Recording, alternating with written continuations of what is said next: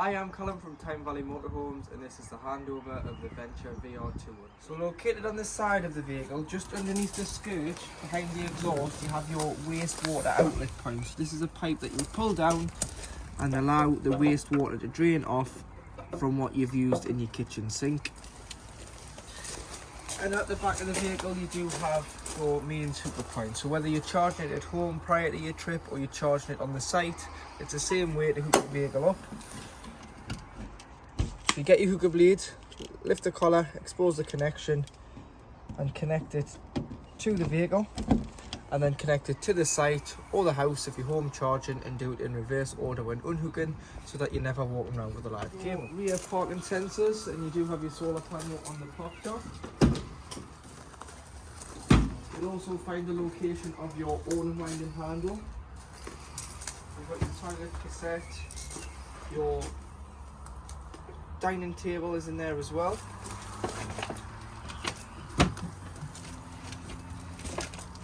You've got access panels for your inverter in here if it ever needs to be serviced or repaired. Storage in the top, but you've also got in the corner there your main strips. So your main strips are in the back here, just located around this corner. If you lift this up, you've got your mains trips. So if the vehicle trips, try here before you try your main site, and you've got your solar panel regulator there as well. This is where you fill the vehicle with diesel using the main ignition key. Then underneath you do have AdBlue. As it's a Euro 6 compliant engine, it does take 90 meters of AdBlue, which will illuminate on the dash between the temperature and fuel gauge once AdBlue is needed.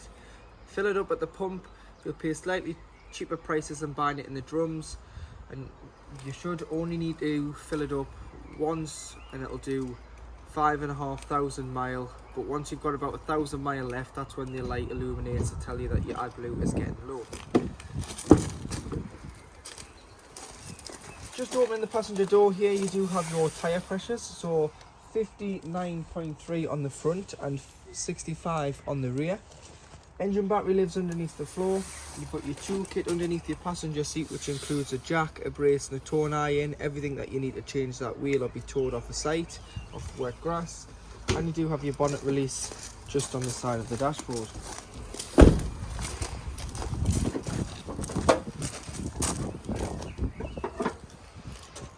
So now underneath the bonnet, you've got all your fluids this side. So the main one you're going to need is your screen wash.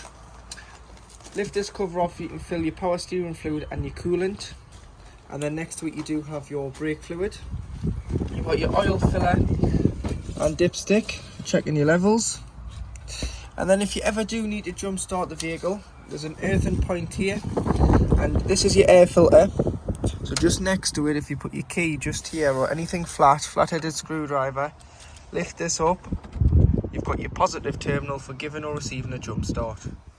So as this is fitted with an inverter, which inverts 12 volt from your leisure battery to 240 volt when not hooked up, to turn this on you just need to press the power button here and you'll be able to use your inverter.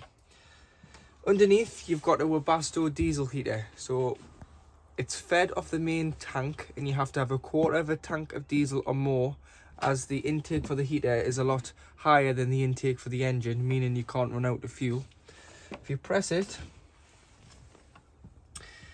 it'll go to green and then you'll be able to select your temperature, make sure it's above the outside air temperature, press enter and it'll start to heat the vehicle. You can press enter again and start a timer if you want, but it's dead easy. Just press it once, select the temperature and then you'll be able to turn it off. Once you turn it off, you can then go into the menu and select a timer if you want to put a timer on there for in the morning, if you don't want it running during the night, or you just want it to come on at gradual paces throughout the day. Or you can use your ventilation. So you've got 5 stages of ventilation, which is the fan that assists the heater. So you've got 1 to 5, so you can adjust this to suit, press enter, and then it goes to blue. And what ventilation does is it just reventilates the heat that's within the van. So if you've heated it, you can reventilate it, or you can put it on and it'll blow cold air throughout the van if the van's cool. But to heat it, it needs to go to green and then you can select your room temperature. Your fridge is a 12-volt compressor fridge, so it runs off the leisure battery. However, when you're hooked up, you're charging the leisure battery, but it is just a 12-volt fed fridge. So this switch here is your master switch for your fridge. So you need to turn it on. You get the light, and on the side here you've got the temperature dial, so you can adjust the temperature, whether you want it on max when pre-chilling. Once you put your shopping in, you might want to turn it down. And you do have a small cool box there. Data sticker for the fridge is here if you ever need any parts for it. That's all your details on your fridge on the inside of the door. But when not using it, you'll just want to leave the door open. So just make sure that this is not going underneath there, and it allows the fridge to breathe and ventilate so that you don't get any smells within the van when not using the fridge. So just underneath your kitchen sink and burner, you do have your gas cage.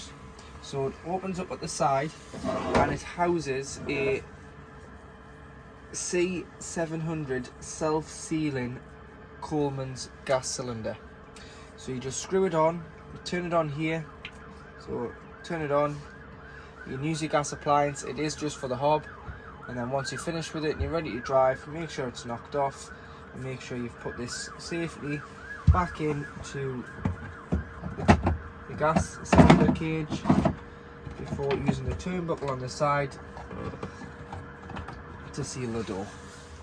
So on your hobs you do have 2 gas burners, and then you do have your cold water fed tap, which is here.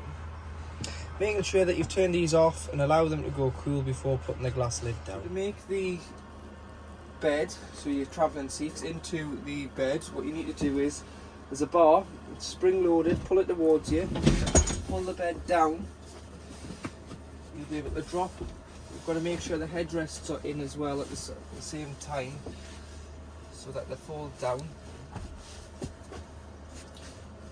and then it slides down,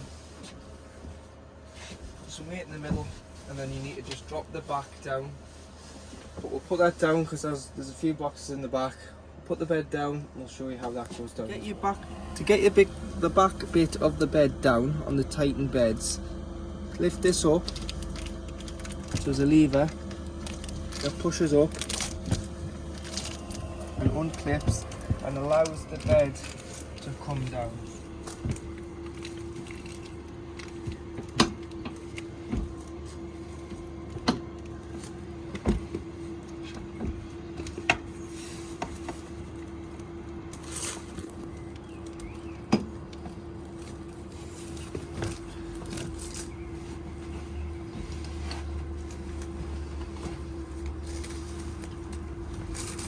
Probably best that you remove the headrests.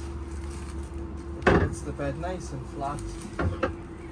Pop these in the wardrobe out of the way, and there you have your double bed. Put your seat belts in. There's a handle there to assist pulling the middle bit back up once you make it back into the travelling seat. But that's how the large bed works out of the Titan seat base. So in the pop top you'll find your extra 2 berths, so you've got a large double bed in the pop top of this vehicle. So when pulling the pop top down, first of all you want to remove your ladder. Pop that out the way somewhere.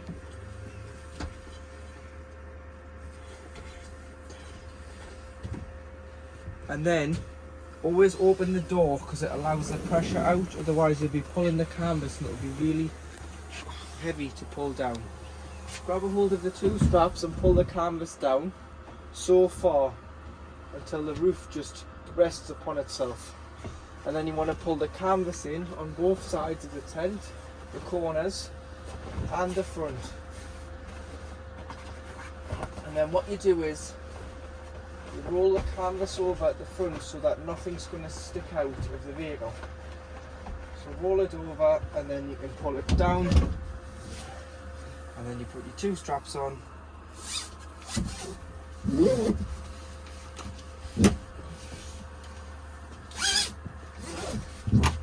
And then you're secure. You can pop these out the way. have a check from outside to make sure all the canvas is not nipped between the roof and the pop top, and then you're ready to go.